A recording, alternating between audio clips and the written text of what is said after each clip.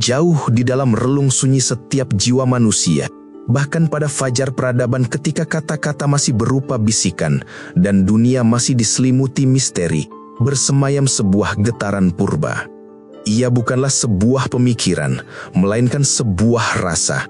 Sebuah denyut abadi yang mendorong kita untuk menatap gugusan bintang di langit malam yang pekat dan bertanya, mengapa?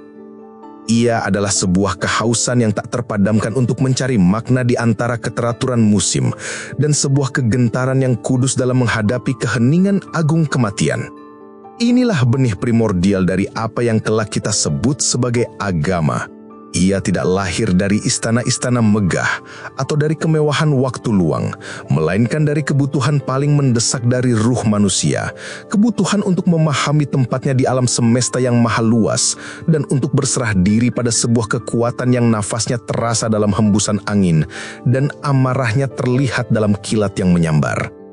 Keyakinan itu sendiri, laksana sungai besar, mengalir dari dua hulu yang berbeda. Ada sungai yang turun langsung dari langit, sebuah air terjun cahaya yang membawa wahyu, perintah-perintah ilahi yang dibisikkan oleh Tuhan kepada para utusan terpilihnya, terukir dalam kitab-kitab suci untuk menjadi pedoman mutlak. Namun, ada pula sungai lain, sungai yang menggelegak naik dari perut bumi itu sendiri. Ia lahir dari akal budi dan hati manusia saat ia pertama kali berdiri tegak, membuka matanya, dan benar-benar melihat keajaiban yang mengelilinginya. Inilah yang disebut agama budaya, sebuah keyakinan yang akarnya menancap dalam pada getaran jiwa saat manusia merasakan ketakjuban yang melumpuhkan di hadapan matahari terbit, merasakan ketakutan yang suci saat gempa mengguncang bumi, dan merasakan pesona yang mendalam pada kelembutan embun pagi. Di Tatar Sunda yang permai, di antara lembah-lembah yang diselimuti kabut dan puncak-puncak gunung berapi yang tertidur, sungai keyakinan kedualah yang pertama kali mengalir deras. Jauh sebelum gema azan dan kidung-kidung dari kitab suci terdengar di tanah ini, sebuah kesadaran spiritual yang mendalam telah bersemi. Masyarakat Sunda Buhun tidak perlu mendongak untuk mencari Tuhan di singgahsana langit yang jauh, karena mereka melihatnya di mana-mana. Mereka menyaksikan wajahnya dalam setiap helai daun padi yang menari di tiup angin, mendengar suaranya dalam gemericik air sungai yang menjadi urat nadi kehidupan, dan merasakan kehadirannya di puncak-puncak gunung agung yang mereka yakini sebagai paku bumi, tempat para leluhur bersemayam. Ketergantungan total mereka pada alam bukanlah sebuah kelemahan, melainkan sebuah gerbang menuju pencerahan. Alam bagi mereka bukanlah sekumpulan objek mati yang bisa dieksploitasi. Ia adalah sebuah entitas yang hidup dan bernafas, sebuah pribadi agung yang memberi kesuburan namun juga bisa murka dengan banjir dan kekeringan. Ia adalah ibu pertiwi yang harus dihormati, dipahami dan diajak bicara melalui ritual dan persembahan. Dari rahim ketergantungan yang penuh hormat inilah lahir Sunda Wiwitan. Ini bukanlah sebuah agama yang diciptakan dalam satu malam, melainkan sebuah jalan spiritual yang mengkristal selama ribuan tahun, disuling dari pengamatan, pengalaman, dan kebijaksanaan para leluhur. Ia adalah jawaban tulus dari masyarakat Sunda kuno atas misteri kehidupan, kematian, dan segala sesuatu di antaranya. Keyakinan ini tidak ditulis di atas lembaran emas atau perkamen yang rapuh. Ajarannya terukir abadi dalam lanskap tanah Pasundan itu sendiri. Kitab sucinya adalah kontur perbukitan, bab-babnya adalah siklus tanam, dan ayat-ayatnya adalah hukum keseimbangan alam yang tak tertulis. Dan keajaibannya, gema dari keyakinan purba ini tidak pernah benar-benar sirna. Hingga hari ini, esensinya masih dijaga dengan napas dan darah oleh para penjaga terakhirnya. Di benteng sunyi mereka di Kanekes, sebuah mandala suci yang seolah berada di luar jangkauan waktu, masyarakat Baduy hidup sebagai bukti nyata dari sebuah iman yang menolak untuk tunduk pada deru zaman. Mereka bersama komunitas-komunitas kecil lainnya yang tersebar laksana permata tersembunyi di perbukitan Jawa Barat dan Banten adalah para pewaris sah dari sebuah cara pandang di mana manusia dan alam semesta adalah satu kesatuan yang tak terpisahkan. Mereka adalah gema terakhir dari suara Sunda Buhun, sebuah pengingat hidup bagi dunia modern, bahwa jauh sebelum manusia bersusah payah membangun menara-menara tinggi untuk mencari Tuhan di atas singgasananya, Ia telah lebih dulu hadir dan menunggu untuk ditemukan dalam keagungan ciptaannya di bumi, berbisik di rumpun bambu, tersenyum dalam mekarnya bunga, dan memeluk kita dalam hangatnya sinar mentari pagi. Di jantung Tatar Pasundan, sebuah negeri yang kanvasnya dilukis oleh Sang Pencipta dengan sapuan zamrud lembah dan torehan agung puncak-puncak gunung berapi, terbaring sebuah jiwa kebudayaan yang tak pernah diam. Ia bukanlah sebuah monumen beku yang dipahat dari batu, melainkan sebuah sungai kehidupan yang maha dahsyat, mengalir deras tanpa henti, menempuh sebuah perjalanan epik yang membelah lipatan-lipatan zaman. Jiwa ini yang kita kenal dengan nama kebudayaan Sunda tidak lahir dalam sekejap mata. Ia adalah anak dari dua kekuatan kosmik yang saling beradu, api kreativitas yang menyala-nyala dari dalam dirinya, dari sanubari urang Sunda itu sendiri, dan gelombang pasang dahsyat perubahan yang datang dari cakrawala dunia luar. Jauh sekali sebelum aksara pertama tergores di atas daun lontar dan sejarah mulai mencatat nama para raja, jiwa ini telah bersemayam di tanah ini dalam keheningan yang purba. Selama ratusan ribu tahun, dalam dekapan masa prasejarah yang bisu dan misterius, ia hidup dan bernapas.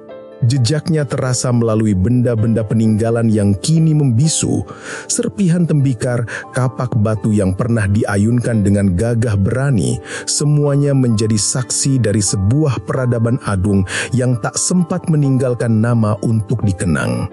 Inilah fondasi pertama, akar tunggang yang menancap perkasa ke dalam rahim Ibu Pertiwi, kokoh, dalam, dan selamanya diselimuti misteri. Lalu cakrawala di timur mulai memerah dan datanglah gelombang besar pertama. Dari benua India yang jauh, berhembuslah angin spiritual Hindu-Buddha, bukan laksana angin sepoi-sepoi, melainkan badai wewangian dupa dan gema mantra yang mengguncang kesadaran. Angin itu membawa serta filosofi yang rumit, kisah para dewa, dan kemegahan arsitektur yang melahirkan kerajaan-kerajaan besar, Tarumanagara, Galuh, dan Sunda, yang namanya menggetarkan seantero Nusantara. Untuk pertama kalinya, jiwa Sunda dengan kearifannya tidak menolak. Ia menyambut panggilan baru ini. Ia membuka dirinya pada konsep keesaan Tuhan yang mutlak, melahirkan Kesultanan Cirebon dan Banten yang perkasa dan soleh. Keyakinan baru ini meresap ke dalam setiap sendi kehidupan, membentuk karakter, etika, dan cara pandang yang terus hidup dan berdenyut kuat hingga detik ini. Namun perjalanan itu belum mencapai muaranya. Dari tetangga terdekat di pulau yang sama, kehangatan budaya Jawa mengalir masuk laksana bisikan seorang saudara, memperkaya hazanah tari, musik, dan kehalusan tutur kata dalam sebuah dialog budaya yang intim dan indah. Kemudian langit pun berubah drastis. Dari benua Eropa yang jauh, datanglah kapal-kapal barat berlayar baja, membawa serta bukan hanya rempah-rempah, tetapi sebuah tatanan baru yang asing, dingin, dan kuat. Selama masa kolonial yang panjang dan menyesakkan, jiwa Sunda dipaksa untuk beradaptasi dalam cengkraman kekuasaan asing. Ini adalah masa ujian yang paling berat, sebuah era di mana ketahanannya diuji hingga ke batasnya, memaksanya untuk menemukan kembali kekuatannya dalam kesunyian dan perlawanan batin. Akhirnya, setelah malam yang panjang, fajar kemerdekaan pun menyingsing. Jiwa Sunda kini menemukan dirinya sebagai bagian tak terpisahkan dari sebuah mozaik raksasa dan megah bernama Indonesia. Ia tidak lagi berdiri sendiri dalam isolasi, melainkan dengan bangga menyumbangkan warnanya yang khas dan cemerlang pada kanvas kebangsaan yang agung. Dan kini, di tengah deru kemajuan ilmu dan teknologi komunikasi yang membuat dunia terasa tanpa batas, ia menghadapi tantangan terbesarnya, gelombang tsunami kebudayaan global yang datang dari segala penjuru mengancam untuk menyeragamkan segala keunikan. Di tengah semua badai perubahan ini, di antara pusaran pengaruh yang tak terhitung jumlahnya, apa yang membuat jiwa Sunda tetap menjadi Sunda? Jawabannya tidak terletak pada artefak atau bangunan, melainkan pada esensi filosofisnya yang tak lekang oleh waktu. Menjadi orang Sunda bukanlah sekadar soal garis keturunan atau tempat kelahiran. Ia adalah tentang menghidupi sebuah kredo suci. Ia adalah tentang silih asih, silih asah, dan silih asuh. Sebuah trilogi welas asih untuk saling mengasihi tanpa syarat, saling mengasah akal budi hingga tajam, dan saling melindungi yang lemah. Ia adalah tentang kerendahan hati, handap asor yang tulus, tentang menghormati yang lebih tua laksana orang tua sendiri dan menyayangi yang lebih muda seperti adik kandung, tentang mengulurkan tangan untuk menolong mereka yang membutuhkan tanpa pamrih. Inilah inti dari jiwa Sunda yang abadi. Meskipun jubah luarnya telah berganti berkali-kali dari busana kulit kayu prasejarah, jubah kebesaran para raja, jubah putih para ulama, hingga pakaian modern, jantungnya tetap berdetak dalam ritme yang sama. Sebuah ritme welas asih, kehormatan, dan kebersamaan yang luhur. Perjalanannya yang epik adalah bukti paling nyata bahwa sebuah kebudayaan sejati tidak akan pernah hancur oleh perubahan. Sebaliknya, ia akan terus tumbuh, menyerap, beradaptasi, dan menemukan kembali maknanya untuk selamanya bersinar secerah dan semurni arti namanya. Di balik tabir tebal kesalahpahaman dunia luar, di jantung tanah Pasundan yang subur, tersembunyi sebuah denyut jantung spiritual yang begitu purba, begitu hening, hingga getarannya telah ada jauh sebelum nama-nama besar agama dunia menggema di lembah-lembahnya. Pernah suatu ketika, dalam ruang parlemen kerajaan Belanda yang megah dan dingin, di antara tumpukan kertas dan tatapan mata yang analitis, sebuah laporan sederhana dari Lebak memicu perdebatan yang mengungkap sebuah kekeliruan fundamental. Laporan itu, dengan keyakinan khas kolonial yang gemar mengkategorikan, menyebut tentang sekelompok kecil penganut Hindu yang masih bertahan di pedalaman. Betapa kelirunya mereka.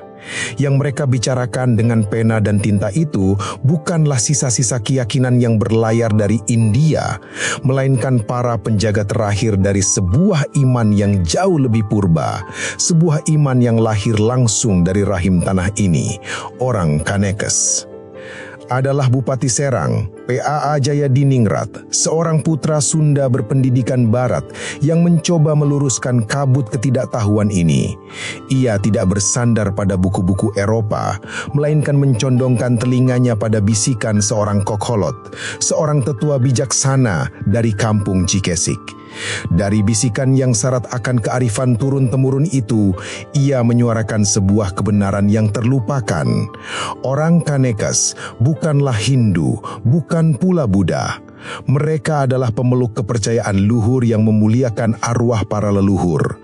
Sebuah jalan spiritual yang meskipun dalam perjalanannya telah menyerap serpihan-serpihan cahaya dari Hindu dan kedamaian dari Islam ke dalam dirinya, esensinya tetaplah asli, murni, dan tak tergoyahkan. Inilah agama Sunda wiwitan, Sunda yang mula-mula. Namanya sendiri bukanlah sekadar label, melainkan sebuah deklarasi, sebuah manifesto spiritual. Inilah agama asal, pokok dan jati dari tanah ini.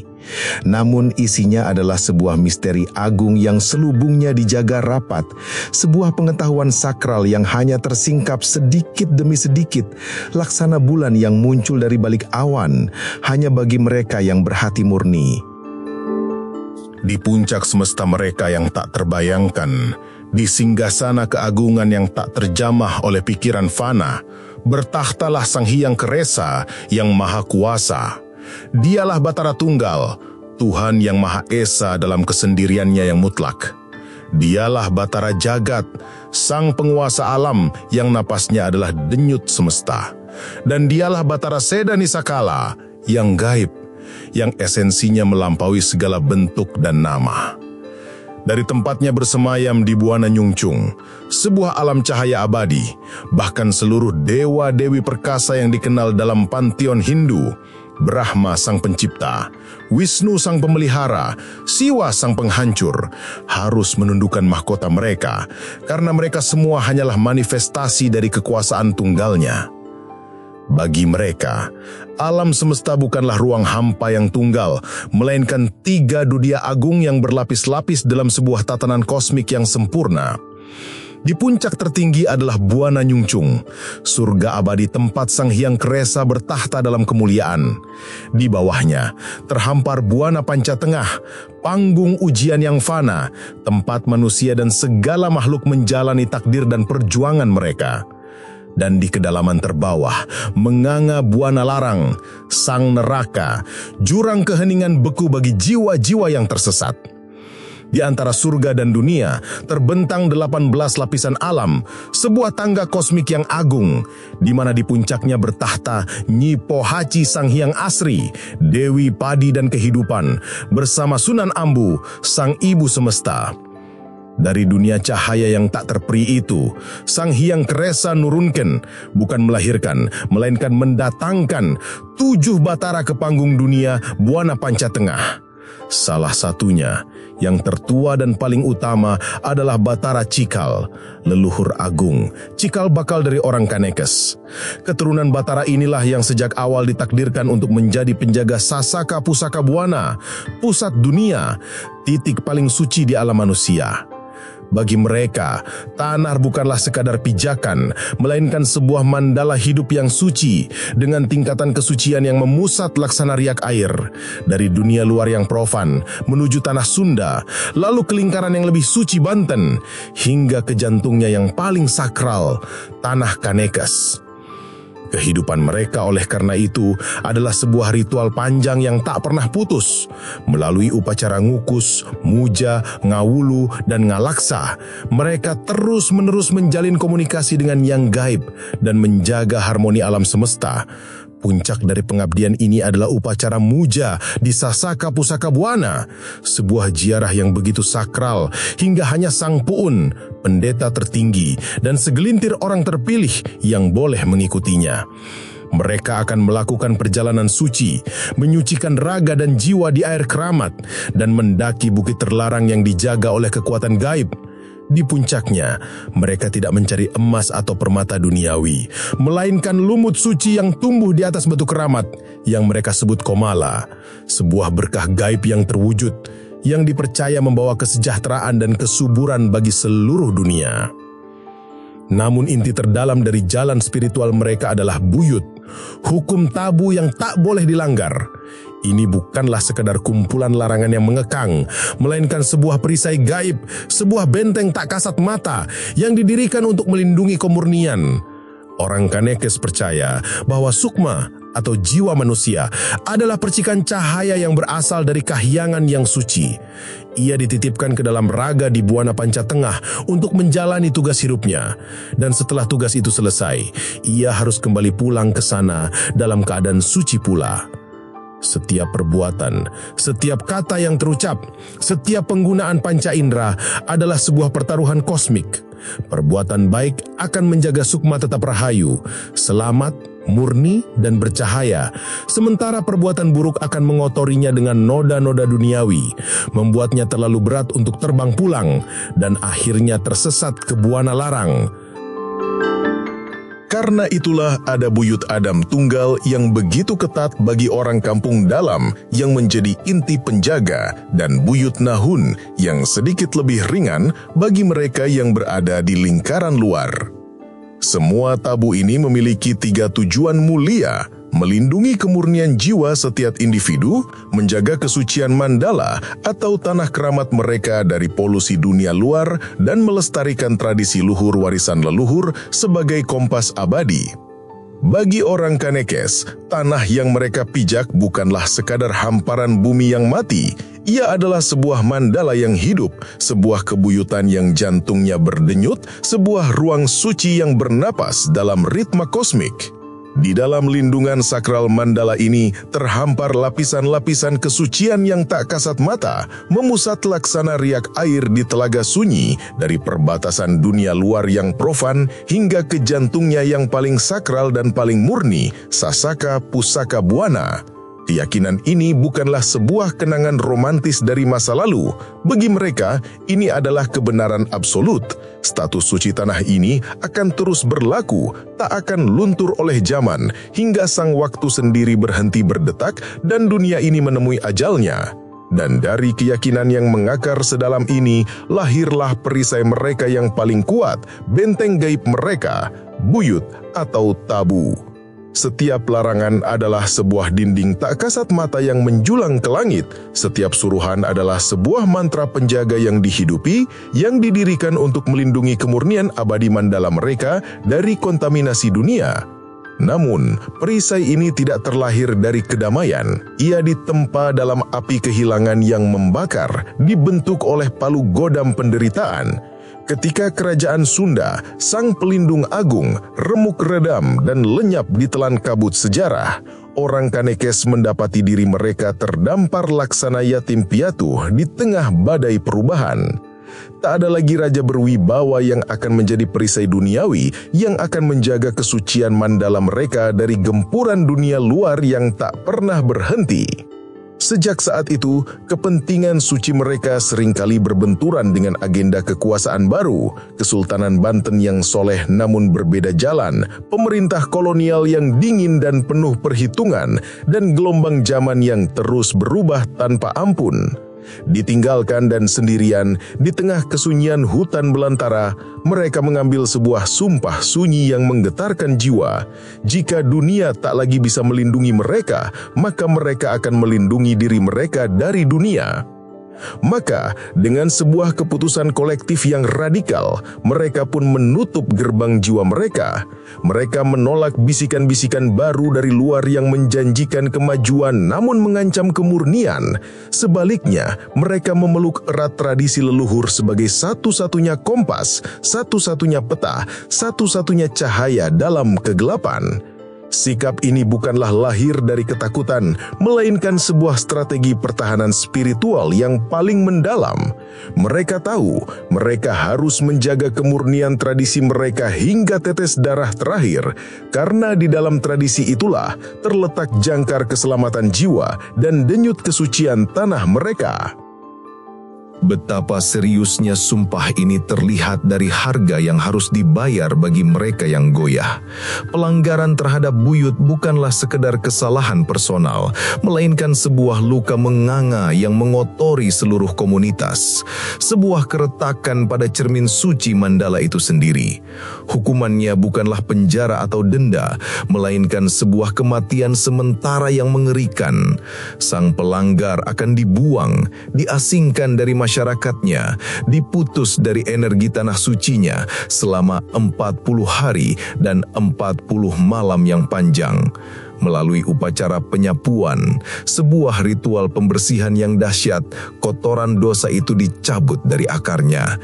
Dan sang pelanggar setelah menebus kesalahannya dalam kesendirian yang menguji iman, dapat diterima kembali, terlahir kembali dalam keadaan suci.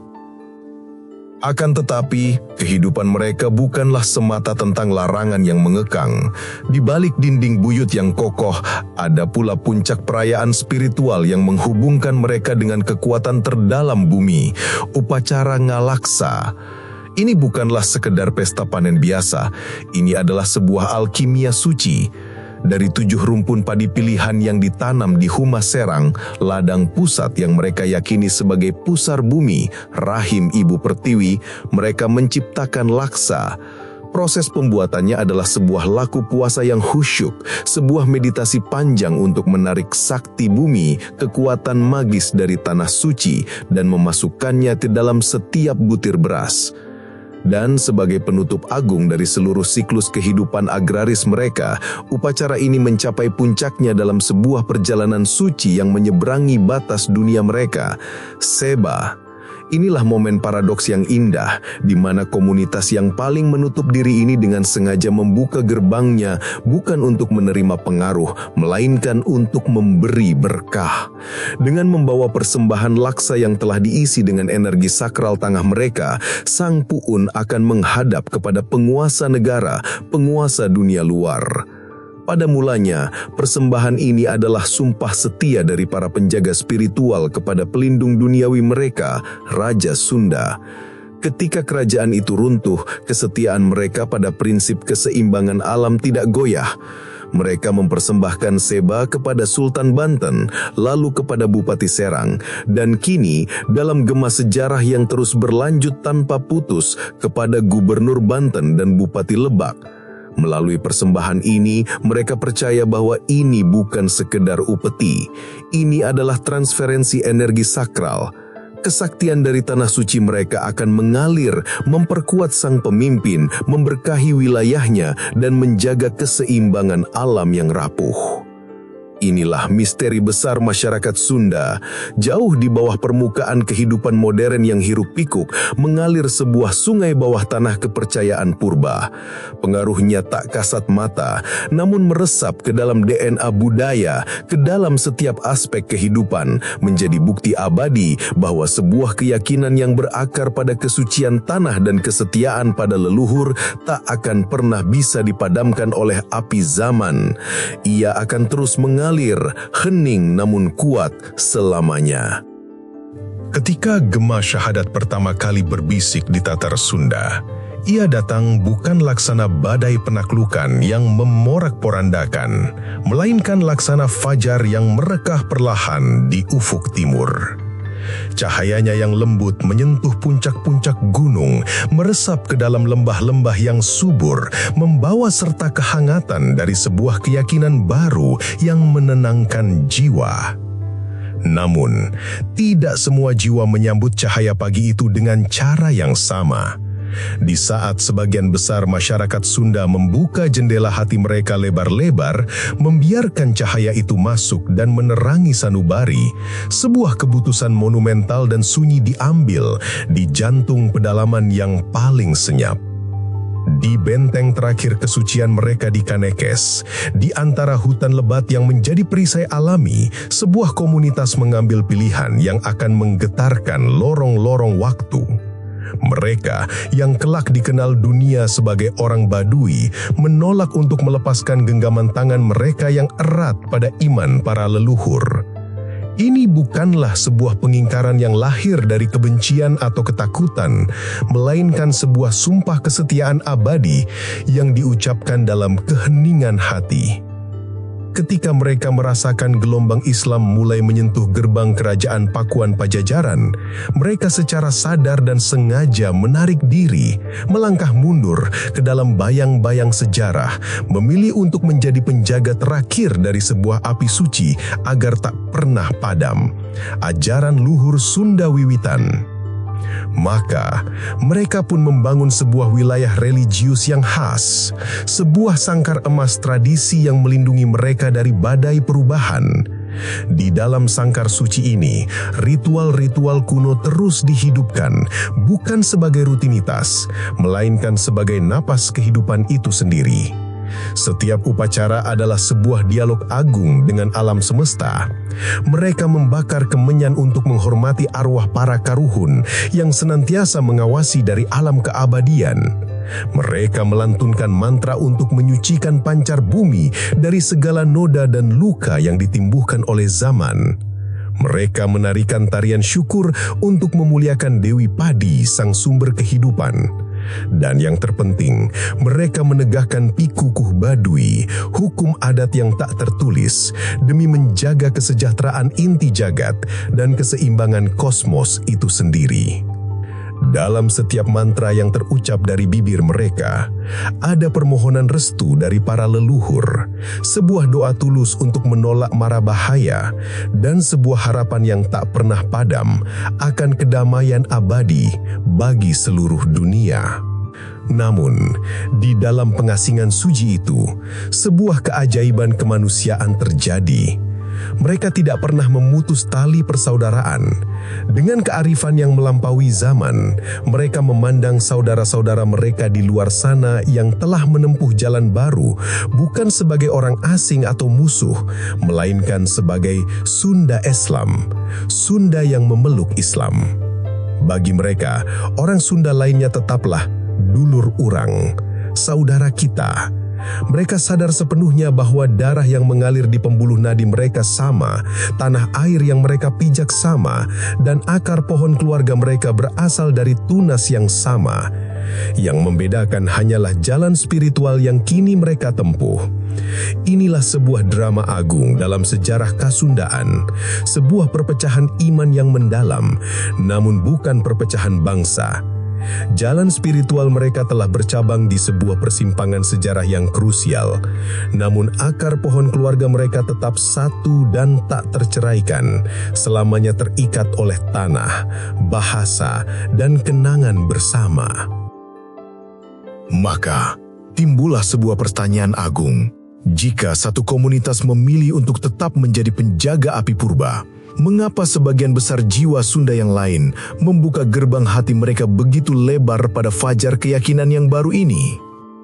Kunci jawabannya tidak terletak dalam kronik peperangan atau dekrit para raja, melainkan dalam sebuah resonansi sunyi yang terjadi di kedalaman sanubari Kasundaan. Terjadilah sebuah harmoni yang tak terduga, sebuah pertemuan antara dua melodi yang meskipun berasal dari sumber yang berbeda, ternyata mampu berpadu dalam sebuah simfoni yang indah. Ajaran Islam datang dengan sebuah kesederhanaan yang menenangkan. Di tengah dunia yang mungkin penuh dengan hierarki dewa-dewa dan ritual yang rumit, ia menawarkan sebuah panggilan langsung, sebuah hubungan intim antara hati seorang hamba dengan Sang Pencipta yang Maha Esa. Ajaran tentang akidah dan akhlak yang dibawanya tidak terasa asing. Sebaliknya, ia laksana gema yang menyentuh senar-senar jiwa Sunda yang telah lama bergetar. Konsep tauhid, keesaan Tuhan yang mutlak, menemukan cerminannya dalam keyakinan kuno pada Sang Hyang Kersa. Ia bukan sebuah penggantian, melainkan sebuah penegasan.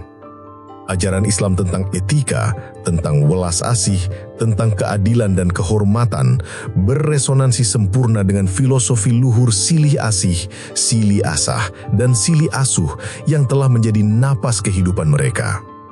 Lebih dari itu, ia datang bukan terbungkus jubah budaya barat yang kaku dan asing, melainkan dalam selendang kebudayaan timur yang hangat dan akrab, dari Arab, Persia, dan India.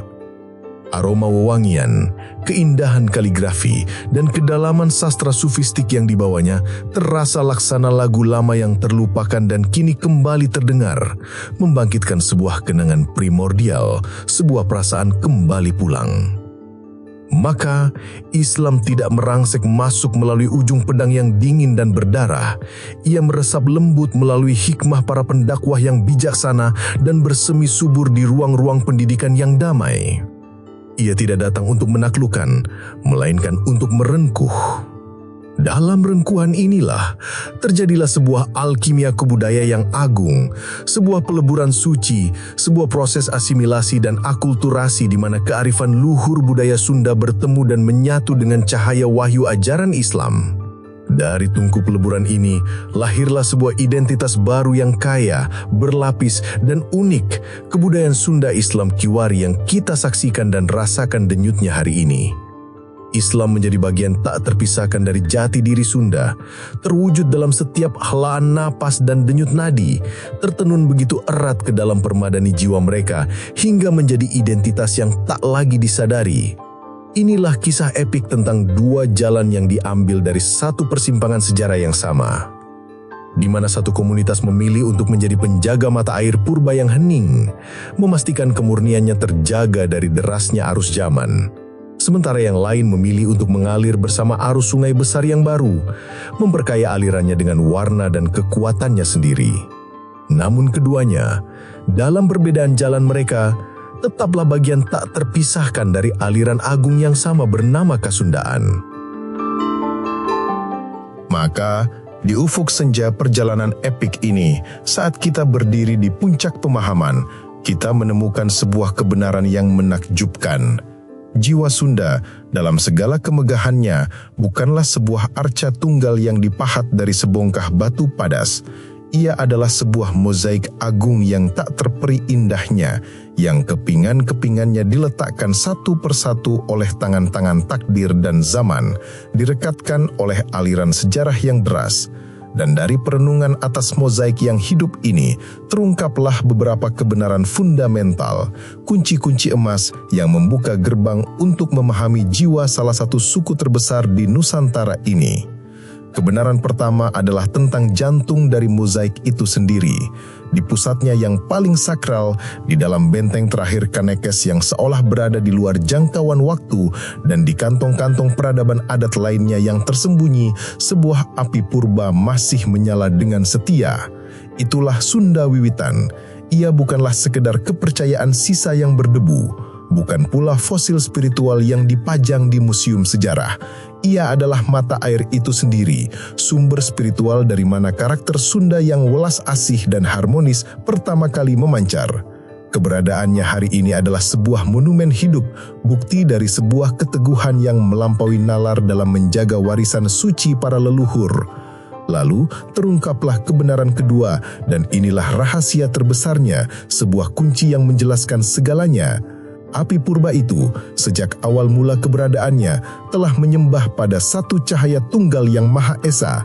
Jauh sebelum gema takbir menggetarkan lembah-lembah Parahyangan, jauh sebelum menara-menara masjid menjulang ke langit, orang Sunda telah menengadahkan wajah mereka dengan takzim pada satu kuasa agung, Sang Hyang Kersa, yang Maha Menghendaki. Mereka sudah mengenal konsep keesaan Tuhan dalam bahasa jiwa mereka sendiri, dalam bisikan angin di antara rumpun bambu. Maka, ketika cahaya Islam tiba di pesisir mereka, ia tidak datang sebagai penakluk yang asing atau suara yang sumbang. Ia datang laksana gema dari sebuah lagu suci yang telah mereka kenali, sebuah melodi tentang penyerahan diri pada yang satu yang telah lama mereka senandungkan dalam hati. Panggilan untuk menyembah Tuhan Yang Esa bukanlah sebuah ajaran yang baru sama sekali. Ia hanyalah sebuah nama baru, sebuah penegasan yang indah untuk kerinduan spiritual yang telah lama bersemayam di sanubari mereka.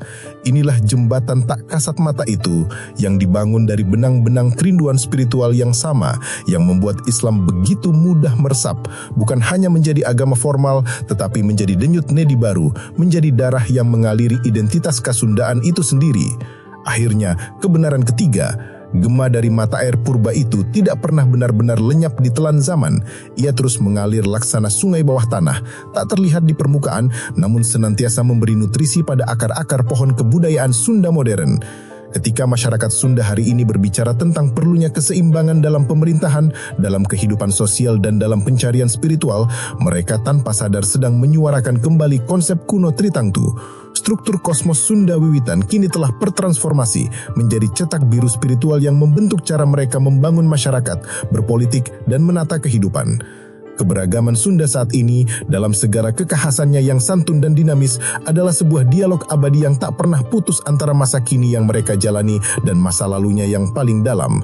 Dengan demikian, untuk benar-benar memahami dan merasakan denyut jantung orang Sunda hari ini, kita harus dikaruniai kemampuan untuk mendengar dua suara sekaligus, yang berpadu dalam satu harmoni yang agung, lantunan merdu ayat-ayat suci yang menenangkan jiwa, dan bisikan khusyuk mantra-mantra kuno dari para leluhur yang jiwanya bersemayam abadi di tanah Pasundan.